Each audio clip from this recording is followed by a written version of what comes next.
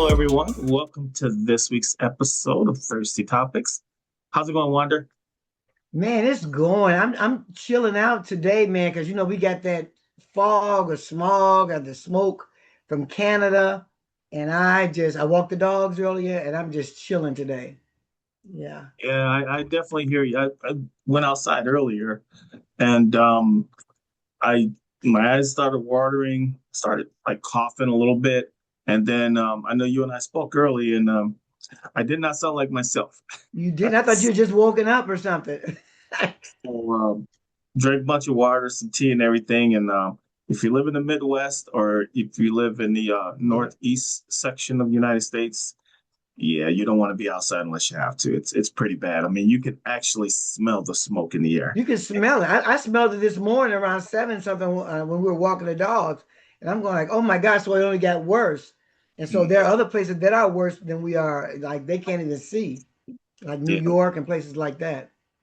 yeah, I can actually. If you look hard enough, you can actually see the mist outside of the smoke. You can't. That's why I had to blink my eyes to make sure, I don't have my glasses on. And I had to blink my eyes to see, was it foggy outside? And I remembered there was the smoke. Then you step out there, you could actually smell the burning. So yeah, be careful Yes, out there, guys. Yeah. that is true. We got so much topics to talk about today. And the crazy thing, Wander, is I had a hard time narrowing it down to five because it was so much stuff going Yes, on. there's so much It happening. seemed like more than usual. Oh yeah. Oh yeah. So let's get started then. Let's get this Alrighty. party started. Well, the first thing we're going to talk about here, and I think it's a good thing. Some people may not, but we're going to talk about this thing called Surgy robotic doctors. Bless you. Thank you. So basically, researchers at UC San Diego have successfully used 5 foot tall humanoid robots nicknamed Surgy to perform the world's first teleoperated live surgeries guided by human surgeons. The robots perform gallbladder removals on pigs, making a milestone for more accessibility, portable, and affordable robotic surgery. Wow. What do you think about that, Wander?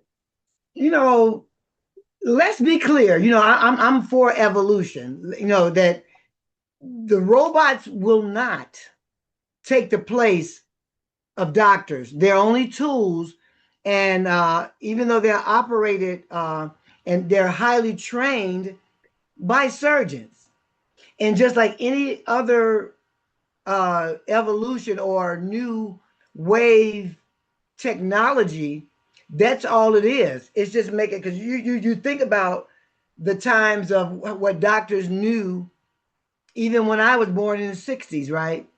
So just think about what the technology that has grown. And I can remember being pregnant with my daughter at an early age, and technology had gotten a little bit better, but not for someone. My daughter was a neonatal, so technology changes along with the doctors, and so I don't see anything necessarily wrong with that.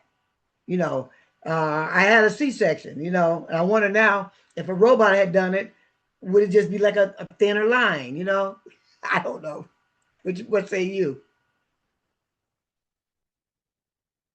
I can't hear you. Sorry. I guess I have mixed feelings on it. Now, Mm. the way they're doing it right now, it looks like you still have to have a doctor guiding the robot on what to do. So it's being Absolutely. used as a tool, not a replacement. And I'm okay with Mm. that. I just get nervous if it gets to the point where they say, okay, you have a major heart surgery and the robot's going to take care of you. Well, is the doctor going to be watching over it? No, no, the robot's good. I'd be a little nervous about that. Oh So, yeah, that's almost like the self-driving car. yes, Now yes. we can only digest a little bit at a time here. Because from what I understand, with that particular article, the doctors are controlling the robots, and from what I'm understanding, and that maybe I could be wrong, the incisions are sharper. That's why I was mentioning about the C-section. Though I was cut by a regular doctor, right? Uh, Mhm. and so with these robotic, they're going to be a little bit more precise with the cutting. The pain is supposed to be less, faster recovery. So there's a lot more to it than just, oh, a robot's doing this on me, because a human being is actually running the robot. Now, what you just said, if we get to a point just a robot, who knows, maybe uh, we would get to that point somewhere down, probably when our grandchildren are adults or something. It'll come down to just the robots doing it. It could be sooner. But yeah, so it's again something that's different. But when you think about it, what doctors knew 30 years ago, 60 years ago, things have changed even with that. That's true. That's true. Um, some notes that I have here, and actually positive notes is Mhm. accessibility. So their compact size makes them ideal for smaller clinics, remote communities, or field medicine scenarios. So basically, I guess what they're saying is that the long-term goal is to integrate artificial intelligence so humanoids can work alongside human surgical teams to autonomously complete specific steps of a procedure. Now, the one thing that I'm wondering, and I don't know the answer to this, is it going to help out with the increasing cost of healthcare? Healthcare is very, very expensive. And, let's face it, you could probably have a robot do way more operations than a human can. And what you do is maybe you have, again, I'm just talking out loud, is Yeah. maybe you have a team of surgeons doing this many surgeries, and then the next team comes in and this one. Again, just thinking out loud, I would think that that would be a cost savings on the healthcare system too. Well, I don't know, because when things first come out, they're expensive. Look at the TVs. I Mhm. remember spending $2,000 for one of those platinum TVs. So when things first come out, it's people, it's usually for people that have money. So that would be a concern. Will the rich people afford this technology, and someone poor couldn't because of the cost? I was walking somewhere and saw, I couldn't believe I saw a 50-inch TV for 198, a 50-inch TV. Yes.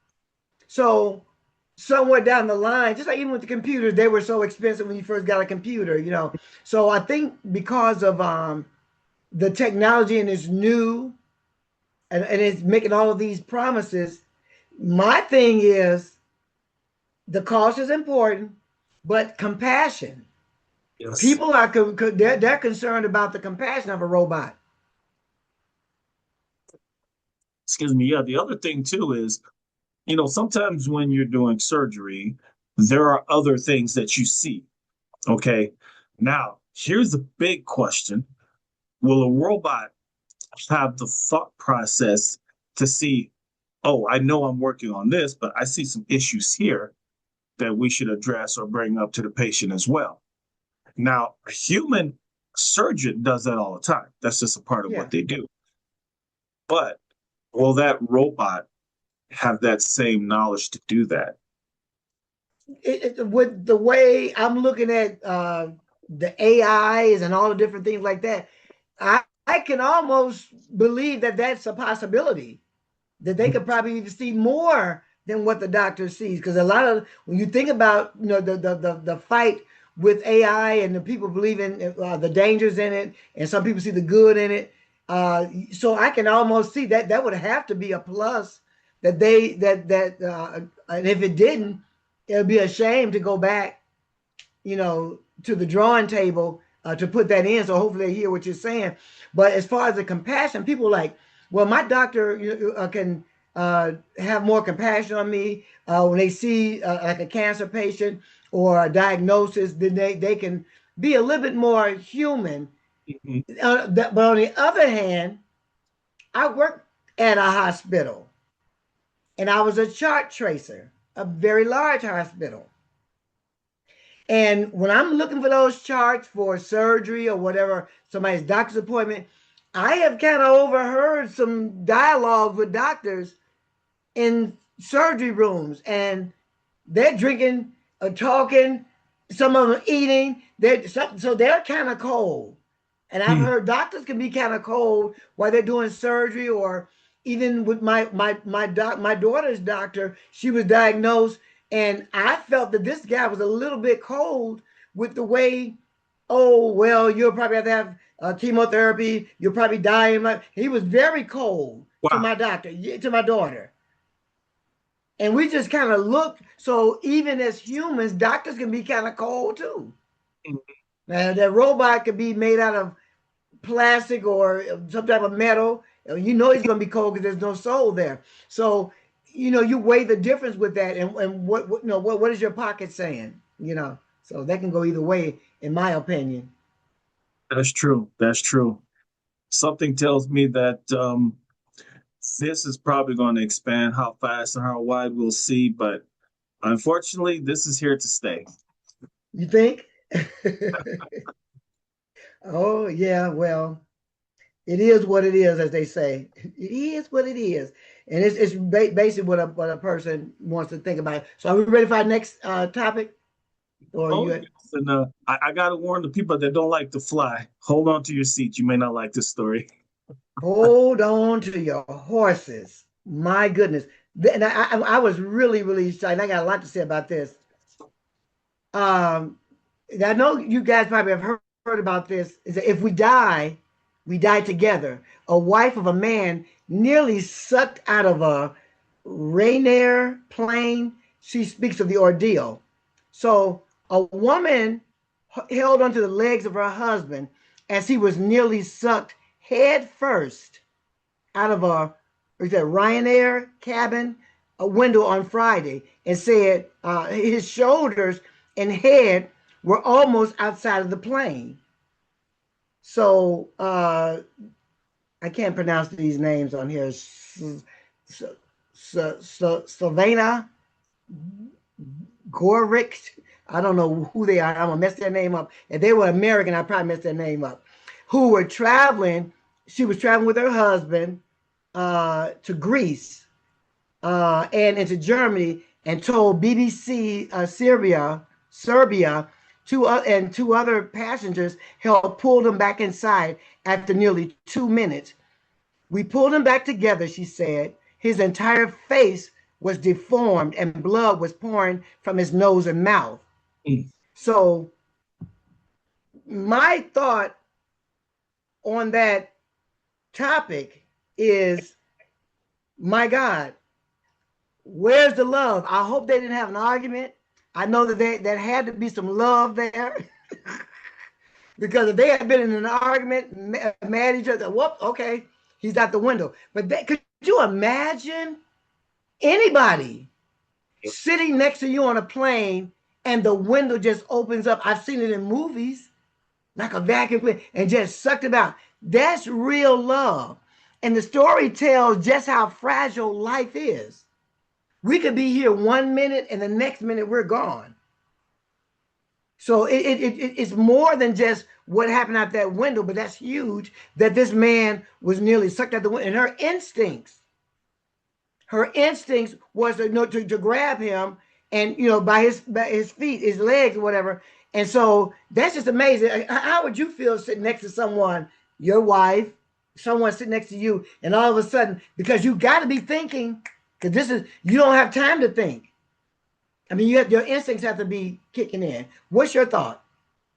I think for me, I mean, God forbid, my instinct would kick in to grab her, Yeah, because I can tell reflex. you something that quick, she didn't think about that was just pure instinct to grab him.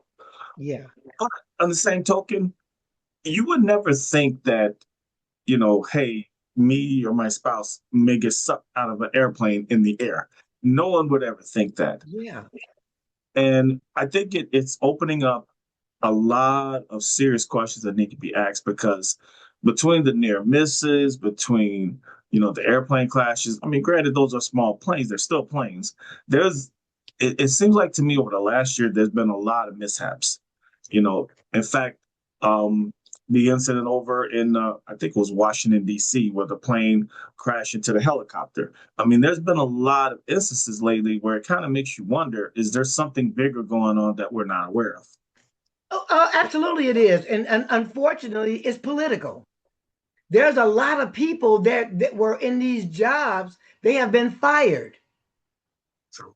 So you don't have people manning the stores anymore. So there's a lot, and because so much other stuff is going on, it's a distraction, and we do need to be careful about that. We need to be very, very careful about taking trips, going different places or whatever, because just even the other day on the beach, the plane came so close to the people on the beach that was like a day or so ago.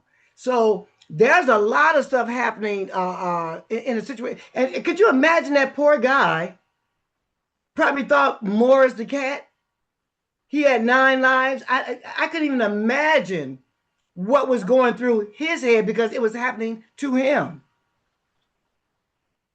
If I had to guess, Wander, I would say that he thought he was going to die that day, literally. And Because you and don't you know know, what's happening. What? you hit on some great points that I want to stress. Because one of the things with all the craziness going on, we kind of forget that a large number of officials were fired from the FAA when Doge was taking care of things. Yes. Now, we don't know who these individuals are, what they did, but that's a fact. There was a lot of FAA employees that were fired.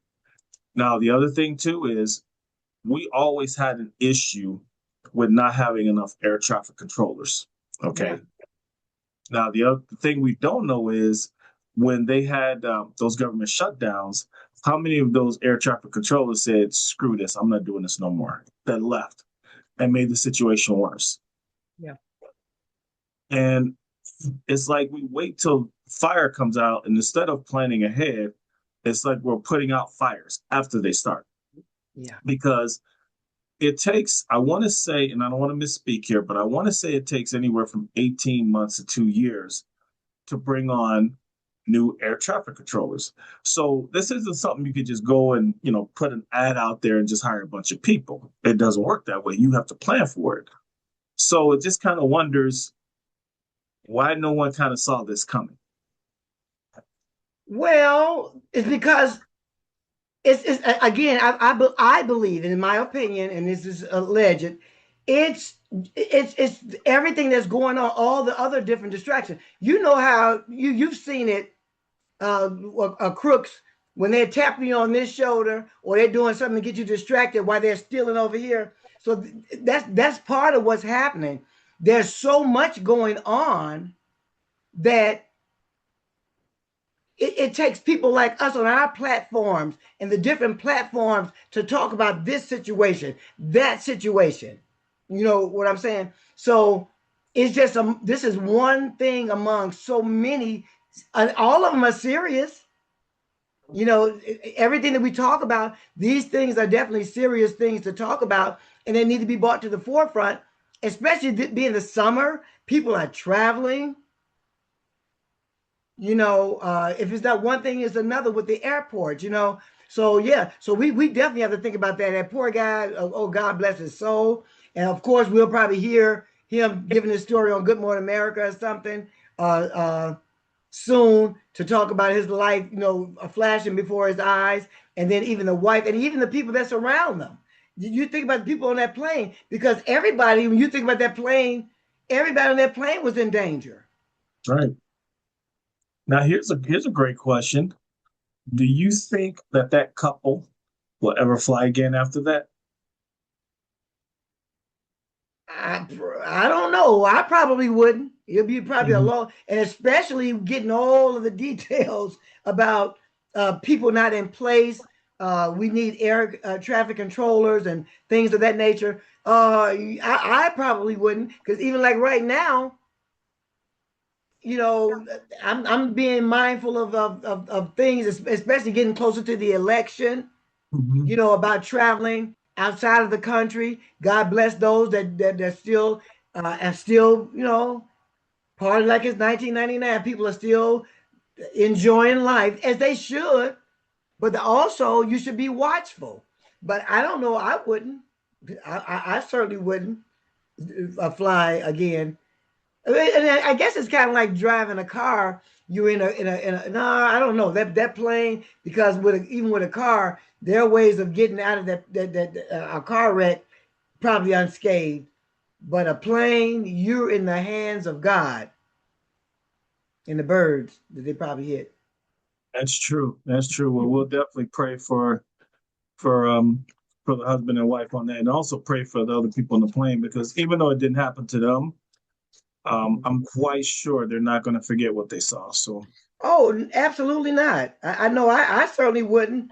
And again, hopefully we'll hear some updates about, you know, how the guy is doing, how they're doing, because she was just as much a victim, but her reflexes, thank God for her reflexes. He owe her. amen for that. Well, He after a owes her. story like that, we definitely need a good story. Say it again. I said after a story like that, we definitely need a good story to follow up with. Yes. I don't know if I got clicked on the right one because there's so many articles with this one. Um, where this story, like you say, it's upbeat, but I got something to say about that one too now. Okay. Moms are increasingly ditching corporate careers to pursue entrepreneurs through acquisition.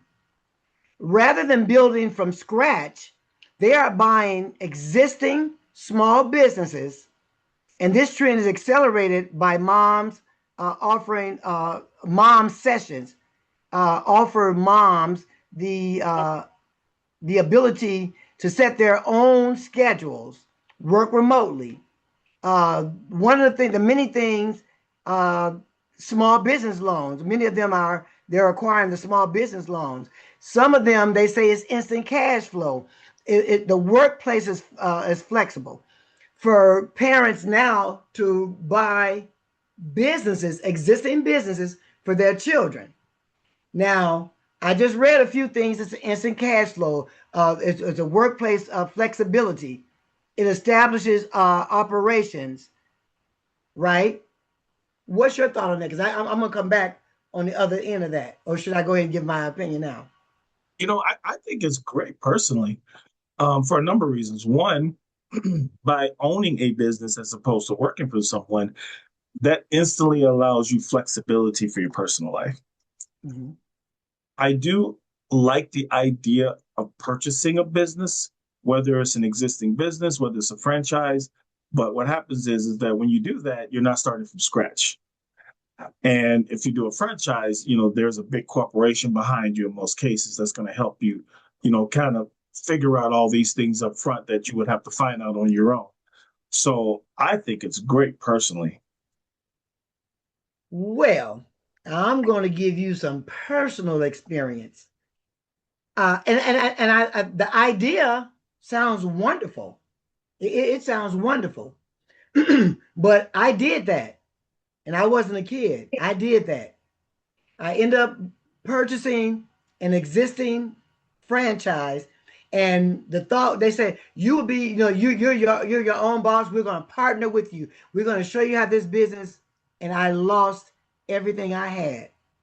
It was a pyramid because guess who gets the money? The person that gets the money is the one that originated it. It's another from my situation. Mhm. I had 25, it was a cleaning business. I had 25 employees, 26 employees. I was purchasing all the equipment that I needed, this, that, and the other. It was a gimmick. They saw me and another gentleman at the same time coming, and we put in a whole lot of money. I was paying payroll. It was a farce. If somebody mentioned start taking another business, if I did a business, it would be from scratch because I know how to do that. And you said something else about the flexibility. Sometimes you may not have all that flexibility that you would want, right? Because you're your own boss. Hmm. You spend even more hours on that business. The concept is good, but you better know who you're getting this franchise from, because just like I did, we tried to sue them. They had the lawyers. Hmm. They screwed the people. And then when we found out what they were doing, they would find something wrong with what you've done and say that the company was not pleased with you. And what it is, they got a new client that needs businesses. I had I had the private airport in Nashville. I had about 13 SunTrust banks. I had Captain D's headquarters. I had Taylor Swift and Darius Rucker. I Wow. had their I had their studio, and there's a couple more. Hertz. I had the Hertz. What they do, they didn't have enough people, so they had to find a reason to kick you out. It's a farce in some cases, not all cases. So God bless the ministries of those parents that go into finding an existing company, because they're going to get theirs from on top. The top tier is going to get their money, and you're going to be down there working, working, working, working. So if in fact this is what people are saying is working, I don't know, because I got the twitches. I got the twitches. Don't come to me about something that somebody else already has and want me to invest in it. No, sir, doc. I will be starting from scratch, because I believe in entrepreneurship. I really do. But that for me was a touchy subject. And God bless those parents, because the idea is right. I mean, I guess, but you better know and do some serious investigation. And I was going to do that. And I even went to an attorney, but I had some other people with me, and it went the other way. And I lost pretty much everything. So sorry to hear that. Wow. Yeah. Let me ask you, if you had to do it all over again, and let's say it was a McDonald's or it was another major national brand that if you say the name, everybody knows it is, would you reconsider then, or you just done? Absolutely not. Wow, It's really? just like when you leave a church. Mm. Oh, come on, come to my church. Come on, come. Oh, it's some similar stuff there. It's some similar stuff there. If you are not the originator, it's a pyramid, in my opinion. It's a pyramid, because the ones at the top is what's gonna get the money. You busting your behind, you're spending all your money, and not to mention, man, when you have these businesses, you got to trust people, because they're gonna steal from you. They're gonna give your food away. You got to be able to trust those people that's running your stuff. So yeah, that's a sore spot for me. But I'm grateful if that's what some of the parents are doing. Just like with my grandson, he wants to be a chef. From a little boy, he was interested in being a pastry chef. So of lately, I've spoken to one of my daughter's really good friends, an excellent cook. So what in the next maybe 3 to 5 years, he can have his own restaurant. Remember, I always say this analogy: Wendy's not scared of McDonald's. KFC is not scared of Popeyes. So I got some ingredients that's gonna make you keep coming back. I can do some food, because when I used to have all my events in Nashville, I had people that love to cook, but I said I gotta season the food. Let me season the meat, and I season, and I'm talking about mwah, mwah, mwah, mwah. So I can do it. Many mistakes, and there's the old saying: if ifs and buts were candy and nuts, every day will be Christmas. So it ain't what so that's where I'm coming from with that. If other people are doing it, they're willing to do it. All I say is do your research, because I said don't do it. That was just my experience, and I'm still scarred when I think about that. So when I saw that topic, I was like, oh yeah, I'll be the one to talk about it. Yeah, let me talk about it. So be mindful if you want to be an entrepreneur, and you want to do an existing business. get all the details, the fine print, and get an attorney. And had I listened to the attorney, we probably wouldn't even known each other. Lawrence, we would have known each other. I would have been somewhere else. Yeah, but Mm. it happened because now I know you. Yeah, well, you know what? I've learned in life that even the bad things that happen Mhm. sometimes puts you in a place where you need to be. You just didn't know it at the time. Absolutely. Yeah, that's what I get past the hurt. I get past all the twitching and all that. And when you think about people who are multimillionaires, man, they lost way more than I did. That's They true. lost, and they did not give up. And those are the people that I'm encouraged by their stories. And I want someone to be encouraged by my story because that was a long time ago, more than 10 years ago. And yeah, way more than 10 years ago. And so seeing where I am right now, it didn't stop nothing. And so, well, it did, but it didn't stop me. It didn't kill who I was on the inside and what God put inside of me. That's what it did not. But oh yeah, I was down and out. I was down for the count. Yeah, I was. I was. I'm not I gonna don't lie. I don't blame you. I don't Yeah. blame you. Uh-huh. Well, this Yeah. next one is very interesting. Just when Okay. you thought you've heard enough AI stuff. Okay. Well, a law school bans electronic devices for the first year students.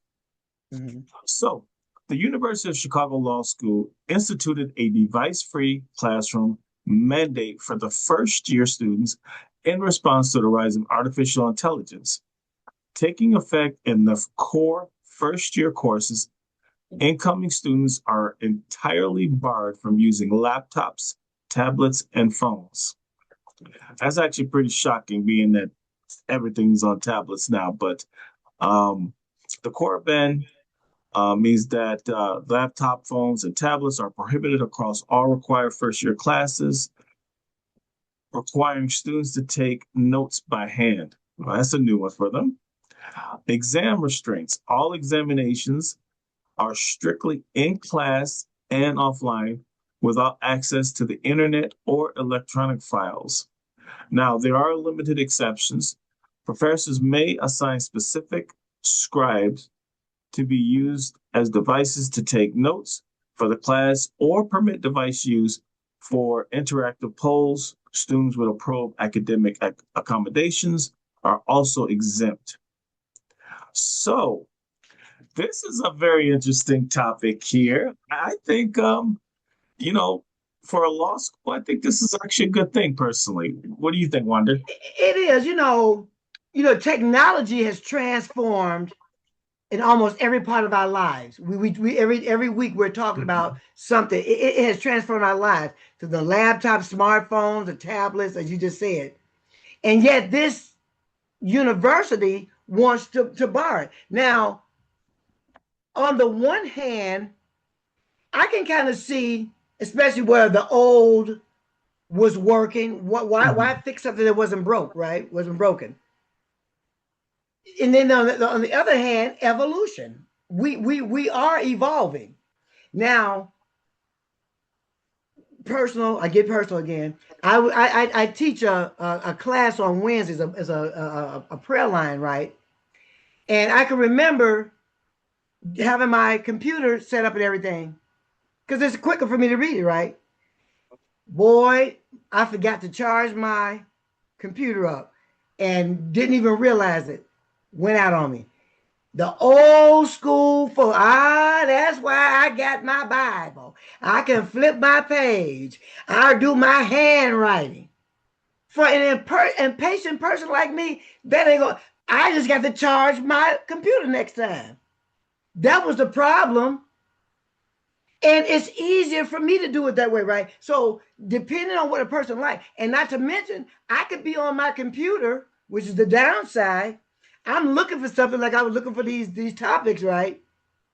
And oh, so and so got in touch with me. You can get distracted with that device, so you can't focus on your work. So I can see the both sides of that. And the interesting thing too is that they're not saying they're banning it forever, just the first year. And I think sometimes you need a break because there is times where I literally would put my phone in another part of the house or the room and maybe watch something on TV or something, just to get a break from it. Or even, maybe just go out in the backyard, just sit and do nothing, just relax. Because you kind of do need a break because, once you start getting on social media, you're looking at posts, and then I like looking at the responses. And you kind of find yourself falling into this little pit where you just, oh my God, I've been on this thing for 2 hours, Yeah, yeah. Well, I'm thinking meet me down the middle. I can compromise. That first year, there's so much that you have to, get used to. It's just like you coming from eighth grade to go to high school. That's a transition. You going to high school to college. That's a transition. So when you're going on to higher learning, that's another transition. I'm Mhm. thinking, in my opinion, that perhaps a certain portion of the class should be, let's do the no electronics, let's Mhm. do it like this, and then let's go to make everybody okay with it. And I think that can kind of balance it out. But just to say the whole first year, did you get? No, I would, because everybody's not college bound. And technology has made it easier for us to be able to navigate through higher learning. So I'm thinking maybe the first 30 minutes or whatever, we're going to do structured this on this, and let's see what you have. And then see what you got with your, and make it easier the second half. I just, in the first year, I don't agree with that being the first year. I think with some type of sound structure, Mhm. and people, you got to do the right thing, man. Not because everybody's looking. You got to do the right thing, because this is why you give them the reason to say it's not going to work. Because look at you. Because just like with the school, when I was in Nashville, in the school system, it was a school wide, a statewide mandate that no cell phone. Oh my God, you thought somebody mama died. You thought, man, oh, it's a cardinal sin. We can't have our phone because they're texting. It was so many fights of people on Facebook instead of being in their class. I had to get on my grandson because he got a warning Oh, last wow. year. He got a warning that he was on his cell phone. You're not supposed to be on the phone. He texted me, what are you doing on your phone? Asking me about something. Get off of that phone now. So doing the right thing takes discipline. Yeah. So I think it's wrong for the whole school year. I don't know what our audience think. I want to say shout out to my friend Howard and Shawanda who dialogue with us, whatever. Yeah. So what does our audience think about this? I agree. I agree. And there are available techniques in place. Like when my son went to high school, um, they couldn't use their phone during the day at school. And what they did is there's a way they can block all the cell communications going in and out of cell phones, but they'll let certain things like 911 and certain other things get through. So unfortunately, the average school doesn't have that budget to get that kind of technology, but it does exist. And the other thing too is my son just graduated from a very prestigious music school.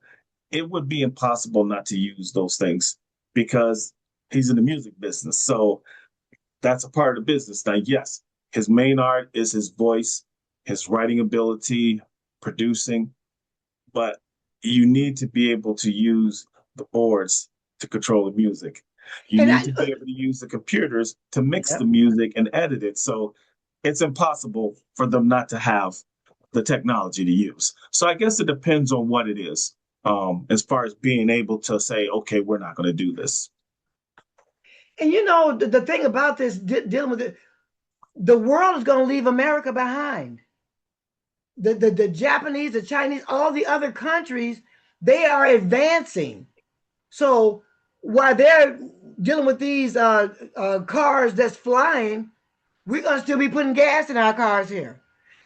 So we have to. You cannot get away from technology and evolution.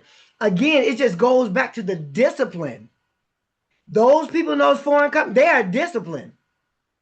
They're a lot more disciplined than we are. And so I think that's what we're missing. Because it's okay to have it, but you got to have discipline with it. And for me, like I said, I believe we do need both. It's Mhm. kind of nice to be able to write, but sometimes in this fast paced world, this fast paced generation that we're living in, it's hard to want to sit down and just write. Like when I first did my first book, it took me a long time to do that first book. But the second book, it took me maybe a matter of maybe 4 months to get all the material. I didn't put it all in there because I was kind of going through some things in life. So I had a whole bunch of stuff to write down. So the writing was therapeutic. But when I got ready to sit back and read it and have to look at it, I got to look at what other people are going to be seeing as well and not me venting. So I was able to write a lot, but my fingers got crampy. So yeah, so technology, don't shun it. Just I think it's everything in life is about balance, man. It's about balance. But at any rate, That is I'm on my true. That is soapbox. definitely true. Well, this last topic, this is an interesting one, and I can't wait to see what people say about this one. But a woman swings on a stripper pole, which the pole breaks away and floods both her and her neighbor's apartment. This video has gone viral, okay? But a West Houston woman's pole dancing ended in disaster after the pole hit a fire sprinkler and flooded her and her neighbor's apartment. Asha Gilbert was filming herself in her living room on July 6th as she followed along to a pole dancing workout tutorial. Right as she begins spinning on the pole, the top dislodges from the ceiling and hits a fire sprinkler, causing water to shoot everywhere. Oh my God. Immediately, I'm in a shock because I'm like, oh my gosh, this cannot be happening to me, said Gilbert. The pole was a recent addition to Gilbert's living room. She says a colleague had given it to her just 3 days prior. Wow, colleagues give polls now? That's a new one to me. Anyway, he was like, hey, I have this poll. Okay, it's even much more weirder, but okay. I'm giving it away. Do you want it? I'm like, yeah, absolutely, I want it, Gilbert said. But when she had a friend install it, they didn't anchor to the ceiling. Instead, they relied on the pole's natural tension between the ceiling and the floor. Okay, that was dumb. It wasn't even a thought that it could possibly hit the sprinkler, Gilbert said. We were more worried about hitting a wall. Much of Gilbert's furniture was ruined, and she had to move to a different apartment. She said the water also seeped into the downstairs neighbor's unit. Oh, there's a whole lot we're going to say about this one. Oh my God. My God. You know, this story may sound humorous at first, but it carries a serious lesson. According to the reports, a woman was using the stripper pole installed in the apartment, as you just said, and you damaged not just your apartment, but the other people in the building. And did you say she had to move to another apartment in the same building? Yes. She must have been real. That must have been a family building or something. It'd be a family building. But what in the world are you thinking, first of all, to accept a stripper pole? You don't know, and I don't know how thick she was or if that had Mhm. anything to do with it, because even a small person can have, like they call it, dead weight, could be real heavy. So depending on how they hit the thing. But that was just dumb and dumber. Yes. That was not smart at all to put a stripper pole in the house and not count the cost. Well, That was the other crazy thing about it, Wonder, is the only way to safely install that, you have to nail it into screw it into a, 30s. Yeah. A which stud. is very difficult to do in the ceiling because the way the ceiling beams are only a few inches wide. So you couldn't even put all four of them in there. So even if you anchor up, do you put a plate or something in there to connect? Now, Right. before people go, Lawrence, how do you know so much about this? Okay, I done work around my house. Okay, I own a home. Okay, so let's not go crazy because I know some people gonna go online like, Lawrence, what's going on in your house? So no, just saying. Right, Tracy? Okay, wifey. All right. But anyway, it's just a lot of fun. Whatever you do. Hey, I let can't me wait ask to you see this. her. Would you put a stripper pole up? Absolutely not. Absolutely not.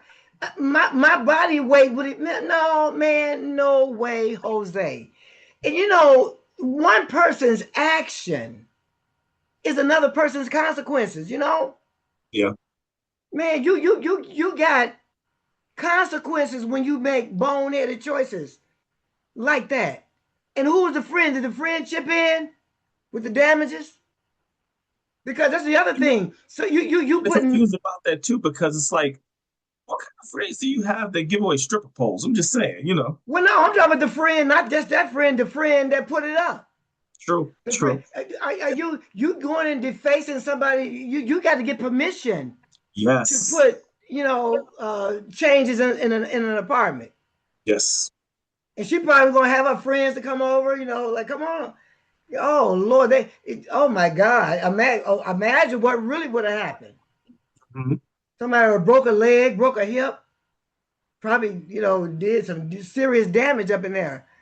Oh my God, I can't even fathom that. So the thing about it, you should think before you act. Wanda P. I'm the one. You think before you act, man. Consider whether your actions could put other people at risk. Yeah. We just need to think about those things, man.